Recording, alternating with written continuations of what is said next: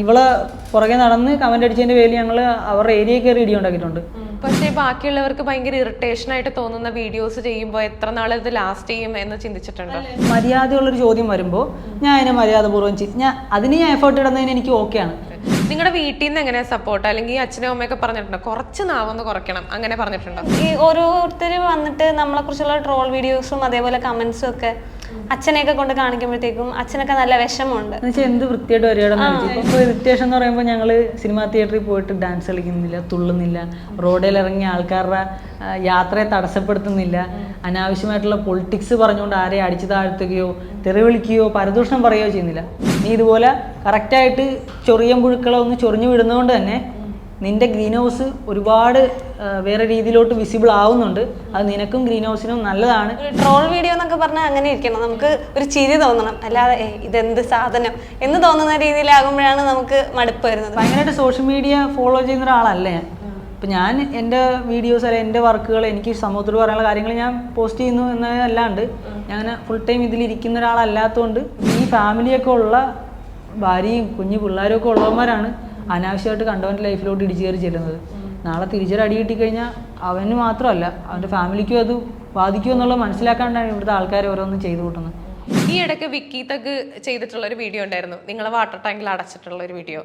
അത് കണ്ടപ്പോൾ എന്താ തോന്നിയത്? ശരിക്കും ചിരിയാണ് തോന്നിയത്. നല്ലൊരു വീഡിയോ ആയിരുന്നു, ഞങ്ങളെല്ലാവരും നന്നായിട്ട് എൻജോയ് ചെയ്തു. ഒരു ട്രോൾ വീഡിയോ എന്നൊക്കെ പറഞ്ഞാൽ അങ്ങനെ ഇരിക്കണം, നമുക്ക് ഒരു ചിരി തോന്നണം, അല്ലാതെ ഇതെന്ത് സാധനം എന്ന് തോന്നുന്ന രീതിയിലാകുമ്പോഴാണ് നമുക്ക് മടുപ്പ് വരുന്നത്. പക്ഷേ പുള്ളിക്കാരൻ്റെ വീഡിയോ നൈസായിരുന്നു, ഞങ്ങൾക്ക് ഇഷ്ടപ്പെട്ടല്ല. അത് വിക്കിന് ഇഷ്ടമാണ്. പുള്ളിക്കാരനെ കുറിച്ച് കൂടുതലൊന്നും അറിയത്തില്ല, പക്ഷെ ആ വീഡിയോ എന്തായാലും കൊള്ളായിരുന്നു. ഇല്ല അങ്ങനെ ഭയങ്കരമായിട്ട് സോഷ്യൽ മീഡിയ ഫോളോ ചെയ്യുന്ന ഒരാളല്ല ഞാൻ. ഇപ്പം ഞാൻ എൻ്റെ വീഡിയോസ് അല്ലെങ്കിൽ എൻ്റെ വർക്കുകൾ എനിക്ക് സമൂഹത്തിൽ പറയാനുള്ള കാര്യങ്ങൾ ഞാൻ പോസ്റ്റ് ചെയ്യുന്നു എന്നല്ലാണ്ട് ഞാൻ ഫുൾ ടൈം ഇതിലിരിക്കുന്ന ഒരാളല്ലാത്തതുകൊണ്ട് അവിടെ ഇവിടെയൊക്കെ ആയിട്ട് പലരെയും കണ്ടിട്ടുണ്ടെന്നല്ലാണ്ട് ആരെയും കുറിച്ച് നന്നായിട്ട് അറിയത്തൊന്നുമില്ല. ഇപ്പം നിങ്ങൾ എന്താ പറയുക ഭയങ്കരമായിട്ട് വൃത്തിയോടുകൂടി കാര്യങ്ങൾ ചെയ്യുന്നത് ആൾക്കാരെന്താണ് ഇങ്ങനെ നെഗറ്റീവായിട്ട് വിചാരിക്കുന്നതെന്ന് നിങ്ങളുടെ വ്യൂവിൽ ചിന്തിച്ചപ്പോൾ അങ്ങനെ എന്തെങ്കിലും തോന്നിയിട്ടുണ്ടോ? മറ്റുള്ളവരെന്ത് ചിന്തിക്കുന്നു എന്നുള്ളതിനെ കുറിച്ച് ബോധേഡാവണ്ട, അവനവൻ്റെ കാര്യങ്ങൾ ചെയ്ത് ചിന്തിക്കില്ല. നമ്മൾ വിചാരിക്കും ബോധേഡാവില്ല എന്നൊക്കെ വിചാരിക്കും. നിങ്ങൾ എന്തായാലും ഉള്ളിൽ കുറച്ചെങ്കിലും വിചാരിക്കുന്നുണ്ടാവില്ലേ ബാക്കിയുള്ളവർ ഇങ്ങനെ വിചാരിക്കുന്നുണ്ട് എന്നുള്ളൊരു ബോധം നിങ്ങൾക്ക് ഉണ്ടാവില്ലോ? അല്ല, ഇവരെന്താ ഇങ്ങനെ ബോധക്കേട് സിമ്പിളായിട്ട് ഞാൻ ഒരു കാര്യം പറയാം. ഇപ്പോൾ ഞാൻ ചെയ്യുന്ന ഒരു കാര്യം, ഇപ്പം എൻ്റെ കയ്യിൽ ചിത്രം പറയുന്നു, അതിൽ ഇന്ന പോലൊരു ഇഷ്യൂ ഇല്ലേ, അത് കുറച്ച് റോങ് അല്ലേ, അത് അല്ലെ കുറച്ച് ഓവറല്ലേ എന്ന് ചോദിച്ചാൽ എനിക്ക് ചിന്തിക്കാം. അത് മര്യാദയുള്ളൊരു ചോദ്യം വരുമ്പോൾ ഞാൻ അതിനെ മര്യാദപൂർവ്വം അതിന് ഞാൻ എഫേർട്ട് ഇടുന്നതിന് എനിക്ക് ഓക്കെയാണ്. പക്ഷെ അല്ലാതെ ചീത്തവിളി തെറിവിളി ഒക്കെ ആയിട്ട് വരുന്നൊരു കമൻറ്റിന് നമ്മൾ മൈൻഡ് ചെയ്യേണ്ട കാര്യമുണ്ടോ എന്ന് ഞാൻ അങ്ങോട്ട് ചോദിച്ചാൽ എന്ത് പറയും? എന്നുവെച്ചാൽ ഭയങ്കര ഓവറായിട്ട് ഭയങ്കര അനാവശ്യമായിട്ട് ഒരാളുടെ ചെന്നിട്ട് അഭിപ്രായമല്ല തെറി വിളിക്കുന്നതാണോ നല്ലത്, അതോ മാന്യമായിട്ട് അയാളുടെ കയ്യിൽ അഭിപ്രായം പറയുന്നതാണോ നല്ലത്? എപ്പോഴാണ് ആൾക്കാർ അക്സെപ്റ്റ് ചെയ്യേണ്ടത്? മാന്യമായിട്ട് അഭിപ്രായം പറയുമ്പോഴല്ലേ. എനിക്ക് ഞാൻ പറഞ്ഞ പോലെ അഭിപ്രായങ്ങൾ ഒരുപാട് നല്ല അഭിപ്രായങ്ങൾ വരുന്നുണ്ട്. നീ ചെയ്ത് തന്നെ മുന്നോട്ട് പൊക്കോ. നീ ഇതുപോലെ കറക്റ്റായിട്ട് ചൊറിയം പുഴുക്കളെ ഒന്ന് ചൊറിഞ്ഞു വിടുന്നതുകൊണ്ട് തന്നെ നിന്റെ ഗ്രീൻ ഹൗസ് ഒരുപാട് വേറെ രീതിയിലോട്ട് വിസിബിൾ ആവുന്നുണ്ട്.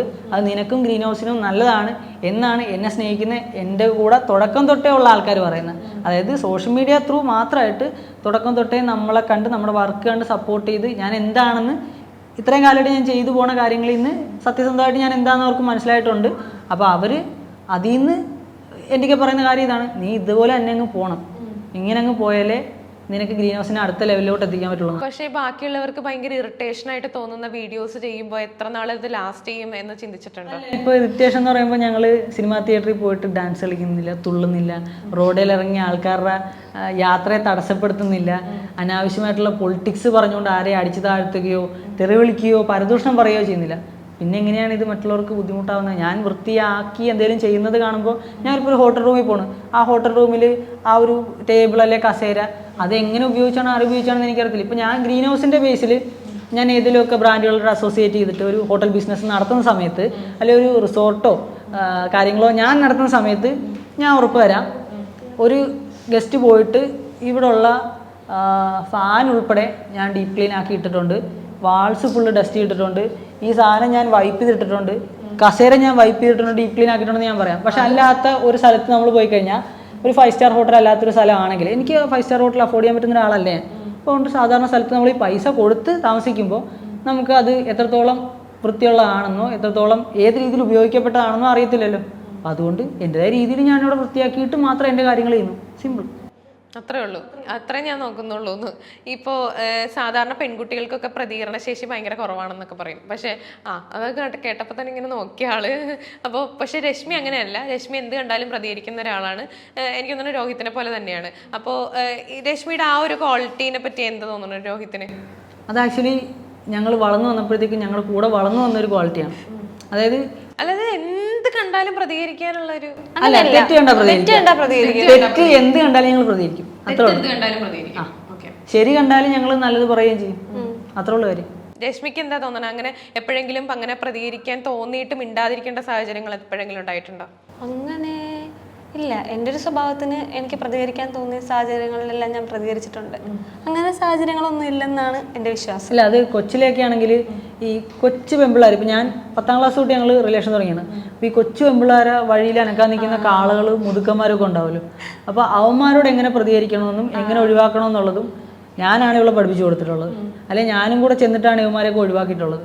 അന്നൊക്കെ വലിയ ആൾക്കാരാണല്ലേ, അവരുടെ ഏരിയ ആണെന്നൊന്നും ഞങ്ങൾ നോക്കൂലായിരുന്നു. എനിക്ക് 2-3 കൂട്ടുകാരേ ഉള്ളൂ. ഞങ്ങളൊക്കെ പോയിട്ടൊരു ഏരിയയിൽ പോയിട്ട് ഇവളെ പുറകെ നടന്ന് കമൻ്റ് അടിച്ചതിൻ്റെ പേരിൽ ഞങ്ങൾ അവരുടെ ഏരിയയിൽ കയറി ഇടി ഉണ്ടാക്കിയിട്ടുണ്ട്. അവർ വട്ടം കൂടി പിടിച്ച് പോലീസിലേൽപ്പിച്ചിട്ടുണ്ട്. അത് വേറെ കാര്യം. അപ്പോൾ കൊച്ചിലോട്ട് ശരി എന്താണ് തെറ്റെന്താണ്, അവളുടെ ശരി എന്താണെന്നും എൻ്റെ ശരി എന്താണെന്ന് ഞങ്ങൾ അങ്ങോട്ടും ഇങ്ങോട്ടും ഡിസ്കസ് ചെയ്തിട്ടുള്ളതുകൊണ്ട് തന്നെ ആ ഒരു റിയാക്ഷൻ ക്വാളിറ്റി എല്ലാം അങ്ങോട്ടും ഇങ്ങോട്ടും ഷെയർ ചെയ്തിട്ടുണ്ട്. നിങ്ങളുടെ വീട്ടിൽ നിന്ന് എങ്ങനെ സപ്പോർട്ട്, അല്ലെങ്കിൽ അച്ഛനും അമ്മയൊക്കെ പറഞ്ഞിട്ടുണ്ടോ കുറച്ച് നാവൊന്ന് കുറയ്ക്കണം അങ്ങനെ പറഞ്ഞിട്ടുണ്ടോ? ഇല്ല, അങ്ങനെ കുറയ്ക്കാനൊന്നും പറഞ്ഞിട്ടില്ല. വീട്ടിൽ നിന്ന് എങ്ങനെ സപ്പോർട്ടും കാര്യങ്ങളൊക്കെ? എൻ്റെ വീട്ടിൽ ഞാൻ എന്താണെന്ന് അമ്മച്ചിക്ക് നല്ലോണം അറിയാം. എന്ന് വെച്ചാൽ ഈ പറഞ്ഞ പോലെ കൊച്ചിലേക്ക് അച്ഛൻ കള്ളുകൂടിയൊക്കെ ആയിരുന്നു. അപ്പോൾ ചുറ്റുമുള്ള ആൾക്കാരൊക്കെ ആണെങ്കിലും ആൾക്കാർക്ക് ഭയങ്കര ഇഷ്ടമാണ് ആ ഒരു അപ്പുറത്തെ വീട്ടിൽ അവിടുത്തെ സ്ത്രീയെ പിടിച്ച് ഇടിക്കുന്നത് കാണാനും കേൾക്കാനും. ഞങ്ങളുടെ അപ്പുറത്തൊക്കെ ആൾക്കാർ ലൈറ്റ് ഓഫാക്കിയിട്ട് ഞങ്ങളുടെ ഫ്രണ്ടിലും സൈഡിലും ഒക്കെ ഉള്ള ആൾക്കാർ, ഞാൻ പേര് പറഞ്ഞില്ല, എനിക്ക് പേര് പറയണമെന്നുണ്ട്, അവരെ നമ്മളായിട്ട് ബുദ്ധിമുട്ടിക്കണ്ട, അവർ ലൈറ്റൊക്കെ ഓഫാക്കിയിട്ട് ഇങ്ങനെ എത്തി നോക്കുമായിരുന്നു ആ ഇടി നടക്കുന്ന കാര്യങ്ങൾ. ഞാൻ കണ്ടിട്ടുള്ള കാര്യമാണ്. പക്ഷേ അച്ഛൻ്റെ കള്ളുകൂടി ഞങ്ങൾ മരുന്ന് കൊടുത്ത് മാറി തുടങ്ങി പുള്ളിക്കാരൻ കള്ളുകൂടി ഒതുങ്ങി വീട്ടിലെ വയലൻസ് ഒതുങ്ങി കഴിഞ്ഞപ്പോഴത്തേക്കും ആൾക്കാർക്ക് കുരു തുടങ്ങി. അതായത് എങ്ങനെയും അവിടെ ഒരു അടി പൊട്ടണം, ഇത് കാണണം. ഒരു വയലൻസ് പടം കാണുന്ന ഒരു ത്രില്ലിലായിരുന്നു ചുറ്റുമുള്ള ആൾക്കാരെ കണ്ടിരുന്നത്. അപ്പോൾ അത്രേ ഉള്ളൂ. ചുറ്റുമുള്ള ആൾക്കാർ നമ്മൾ മാക്സിമം ഇതാക്കാൻ വരുമെന്നുള്ളതും. അപ്പം നമ്മുടെ ഡിഫെൻസ് നമ്മൾ തീർക്കണം. നമ്മൾ അങ്ങോട്ട് ചെന്ന് പ്രശ്നം ഉണ്ടാക്കണം, അറ്റാക്ക് ചെയ്യണം എന്നുള്ളതല്ല, നമ്മളെ ഡിഫെൻഡ് ചെയ്ത് നിൽക്കണം. നമ്മുടെ പേഴ്സണൽ സ്പേസ് നമ്മൾ തന്നെ പ്രൊട്ടക്ട് ചെയ്യണം എന്നുള്ളത് എൻ്റെ പേഴ്സണാലിറ്റി ആക്കി ഞാൻ ഡെവലപ്പ് ചെയ്തെടുത്തു. കൊച്ചിലൊന്നും അങ്ങനെയുള്ള ഒരാളൊന്നുമല്ല, ഭയങ്കര പാവമായിരുന്നു. പക്ഷെ നമ്മൾ ഉണ്ടായിരിക്കുന്നതോളം നമ്മളെ ഉപയോഗിക്കത്തേ ഉള്ളൂ, എല്ലാവരും മുതലെടുക്കത്തേ ഉള്ളൂ എന്ന് മനസ്സിലാക്കിയിട്ടുള്ളതുകൊണ്ട് ഞാൻ എൻ്റെ ഒരു സ്പേസ് തീർത്തു. അതിൽ ഞാൻ ഇവിടെ ഇങ്ങനെ നിൽക്കുന്നു. രശ്മിയുടെ വീട്ടിലെങ്ങനെയാ? അപ്പോൾ എൻ്റെ വീട്ടിലും ആൾക്കാർ ഓരോന്ന് പറയുമ്പോൾ വീട്ടുകാർക്ക് ബുദ്ധിമുട്ടുണ്ട്. പക്ഷെ ആൾക്കാർ ഈ ഓരോരുത്തർ വന്നിട്ട് നമ്മളെ കുറിച്ചുള്ള ട്രോൾ വീഡിയോസും അതേപോലെ കമന്റ്സും ഒക്കെ അച്ഛനെയൊക്കെ കൊണ്ട് കാണിക്കുമ്പോഴത്തേക്കും അച്ഛനൊക്കെ നല്ല വിഷമമുണ്ട്. എന്നുവെച്ചാൽ എന്ത് വൃത്തിയായിട്ട് വരികയാണെന്ന്. ഇപ്പം കമന്റ്സ് എന്ന് പറയുമ്പോഴത്തേക്കും മാന്യമായ കമന്റ്സ് ഉണ്ട്, ഭയങ്കര വൾഗറായിട്ടുള്ള സെക്ഷലി ഫ്രസ്ട്രേറ്റഡ് ആയിട്ടുള്ള ആൾക്കാരുടെ കമന്റ്സ് ഉണ്ട്. എന്നുവെച്ചാൽ അവർ ഭയങ്കര ഫ്രസ്ട്രേറ്റഡ് ആണ്.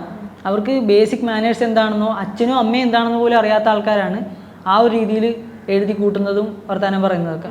അപ്പോൾ അങ്ങനെയുള്ള ആൾക്കാരുടെ കമൻസൊക്കെ ചെന്നിട്ട് പ്രായമുള്ള അച്ഛൻ്റെയൊക്കെ ചെന്നിട്ട് മോളെ കുറിച്ചിട്ട് അല്ലെങ്കിൽ മോളെയും മരുമോനെയും കുറിച്ചിട്ടുള്ള, ഇപ്പം എന്നെ കുറിച്ചിട്ടുള്ള കാണിച്ചോ കേൾപ്പിച്ചോ എനിക്ക് വിഷയമില്ല, പക്ഷെ മോളെ കുറിച്ചിട്ടുള്ള ഒരു സംഭവം ഒരു അനാവശ്യമായിട്ടുള്ള, ഇപ്പം ഇവൾ തെറ്റ് ചെയ്തിട്ടാണെങ്കിൽ കുഴപ്പമില്ല, അല്ലാതെ അനാവശ്യമായിട്ടുള്ള കമൻസൊക്കെ കൊണ്ട് അല്ലെങ്കിൽ വൃത്തികെട്ട രീതിയിലുള്ള ട്രോൾസ് എല്ലാം കൊണ്ട് അച്ഛനെ കാണിക്കുമ്പോഴത്തേക്കും അച്ഛൻ നല്ല പ്രായമുള്ള മനുഷ്യനാണ്.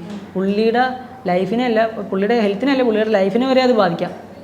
അങ്ങനെയൊക്കെ ഉപദ്രവിക്കുന്ന ഒരുപാട് വൃത്തികെട്ട ആൾക്കാർ ചുറ്റുമുണ്ട്. അതാണ് ആകെയുള്ളൊരു ബുദ്ധിമുട്ട്, അല്ലാതെ വേറെ പ്രശ്നമില്ല.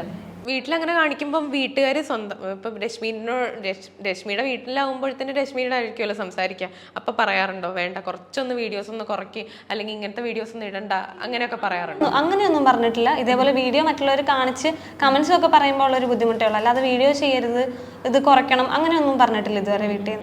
നിങ്ങളുടെ മനസ്സിലെ കേരളം എങ്ങനെയായിരിക്കണം ഒന്ന് പറയൂ. കേരളം നമ്മൾ എത്ര വിചാരിച്ചാലും എത്ര ട്രൈ ഔട്ട് ചെയ്താലും റെഡിയാക്കാനൊന്നും പറ്റത്തില്ല. കാരണം കാലം പോയി. ഇപ്പോൾ സമൂഹം എങ്ങോട്ടാണ് പോണേന്നുള്ളത് നമുക്ക് ചുറ്റും ഒന്ന് കണ്ണോടിച്ചാൽ തന്നെ മനസ്സിലാവും. എങ്ങോട്ടാണ് പോകണമെന്ന് വെച്ച് കഴിഞ്ഞാൽ ഇപ്പോൾ ഈ കമൻറ്റ് ബോക്സിലൊക്കെ കാണുന്നതൊക്കെ തന്നെയാണ് പുതിയ തലമുറ, ഒരു മെജോറിറ്റി പുതിയ തലമുറ ഇങ്ങനെയൊക്കെ തന്നെയാണ്.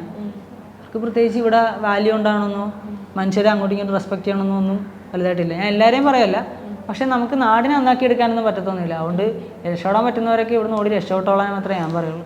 അല്ലാണ്ട് ഇവിടെ നിന്നിട്ട് പ്രത്യേകിച്ച് കാര്യമൊന്നുമില്ല. ഇപ്പോൾ പണിയെടുത്താൽ നമുക്ക് ഇവിടുത്തെ ലിവിങ് കോസ്റ്റിനെ മീറ്റ് ചെയ്യാനുള്ള അത്രയും പണിക്കാശും കിട്ടത്തില്ല. അതൊന്നാമത്തെ കാര്യം.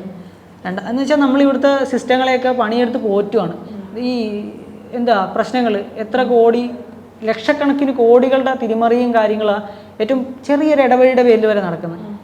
നമുക്കിത് അറിയാഞ്ഞിട്ടല്ല, നമ്മളിത് കേൾക്കാഞ്ഞിട്ടല്ല, പക്ഷെ നമുക്ക് ഒരു കാര്യം അറിയത്തില്ല. ഈ ലക്ഷക്കണക്കിന് കോടി എന്ന് വെച്ച് കഴിഞ്ഞാൽ എത്രത്തോളം പൈസ ഉണ്ടാവുമെന്ന് നമുക്കറിയത്തില്ല. നമ്മൾ അറിയാൻ പോകുന്നില്ല. നമ്മുടെ തലയ്ക്ക് മേളിൽ നമ്മൾ കൊടുക്കുന്ന ഓരോ രൂപയിൽ നിന്നും വലിയ വലിയ പൈസ പോകുന്നുണ്ട്. എങ്ങോട്ടാ? ഇവരുടെ സുഖ സൗകര്യങ്ങൾക്ക് വേണ്ടിയിട്ട്. നമുക്കതിൽ നിന്ന് കിട്ടേണ്ട മാന്യമായിട്ടുള്ള ബേസിക് റോഡുണ്ടോ? ബേസിക്കായിട്ട് റോഡിൽ വെട്ടമുണ്ടോ? രാത്രി പുറത്തിറങ്ങി കഴിഞ്ഞാൽ ഏതെങ്കിലും പ്രൈവറ്റ് കടക്കാരുടെ വെട്ടത്തിലാണ് ആൾക്കാർ വണ്ടി ഓടിക്കുന്നത്. നമ്മുടെ വണ്ടിക്ക് വെട്ടം ഉണ്ടാവും, പക്ഷെ അത് മാത്രം പോരല്ലോ, റോഡിൽ വെട്ടം വേണമല്ലോ. അപ്പുറം ഇപ്പുറമൊക്കെ കടയുള്ളതിൻ്റെ വെട്ടത്തിൽ ആൾക്കാർ ഇപ്പോൾ റോഡിൽ കൂടെ വണ്ടി ഓടിക്കുന്നത്. റെഡിയാവുമായിരിക്കും, കുറേയൊക്കെ റെഡിയാവുമായിരിക്കും, പക്ഷെ അതിനകത്ത് വലിയൊരു എമൗണ്ട് ചേട്ടന്മാരുടെ വായിലോട്ടും വയറ്റിലോട്ടും പോക്കറ്റിലോട്ടും പോകും. ഇങ്ങനെയൊക്കെ ചെയ്യുമ്പോഴേക്കും ഇങ്ങനത്തെ വീഡിയോസ് ഒക്കെ ഇടുമ്പോഴേക്കും ഇപ്പം കുറെ ഹോട്ടലിന്റെ എതിരെയൊക്കെ വീഡിയോസ് ഇടുമ്പോഴത്തേനും ആരെങ്കിലും വിളിച്ച് ഭീഷണിപ്പെടുത്തുക അങ്ങനെ എന്തെങ്കിലുമൊക്കെ ചെയ്തിട്ടുണ്ടോ? ഇല്ല, ഇതുവരെ ഭീഷണിയും കാര്യങ്ങളൊന്നും ഉണ്ടായിട്ടില്ല. ഈ കമന്റ് ബോക്സിലെ കരച്ചിൽ വെച്ച് വേറെ ഇതുവരെ കോൾ ഒരുപാട് വരുന്നുണ്ട്. നമുക്ക് ഞാൻ പറഞ്ഞ പോലെ എടുക്കാൻ സമയമില്ലാത്തതുകൊണ്ട് നമ്മൾ കോൾസ് എടുക്കാറില്ല. ഈ വാട്സാപ്പ് ത്രൂ ആണ് നമ്മൾ എല്ലാ കാര്യങ്ങളും ഡീൽ ചെയ്യുന്നത്. ഒരു കോൾ വന്നാൽ തുരുതുര കോൾ വന്നുകൊണ്ടിരിക്കുകയാണെങ്കിൽ ഞാൻ ഒരു റിപ്ലൈ കൊടുക്കും, പ്ലീസ് വാട്സാപ്പ് എന്ന് പറഞ്ഞിട്ട്. കാരണം കോൾ എടുത്ത് നമുക്ക് സംസാരിക്കാനുള്ളൊരു മാനസികാവസ്ഥ ഉണ്ടായിരിക്കത്തില്ല, സമയം ഉണ്ടായിരിക്കത്തില്ല, താല്പര്യം, ആ ഒരു വൈബ് ഉണ്ടായിരിക്കത്തില്ല. കാരണം എപ്പോഴൊക്കെയോ എനിക്കത് മിസ്സായി. എനിക്കിപ്പോൾ എൻ്റെ അമ്മയും വൈഫിനെയും കൂട്ടുകാരാരെയും വിളിക്കുന്ന പോലെ അല്ല, പുറത്തൊരു ഒഫീഷ്യൽ കാര്യത്തിനാണല്ലോ എനിക്കൊരു കോൾ വിളിച്ച് സംസാരിക്കുന്ന ഒരു ബുദ്ധിമുട്ടാണ്. എനിക്ക് മെസ്സേജ് സംസാരിക്കുന്നത് കുറച്ചുകൂടെ കൺവീനിയൻറ്റ്. കാരണം അതാകുമ്പോൾ എനിക്ക് ചിന്തിക്കാനുള്ള സമയം കിട്ടും. മാത്രമല്ല എനിക്ക് സമയമുള്ളപ്പോൾ എനിക്ക് ആ ചാറ്റ് ബാക്കി കൊണ്ടുപോയാൽ മതി.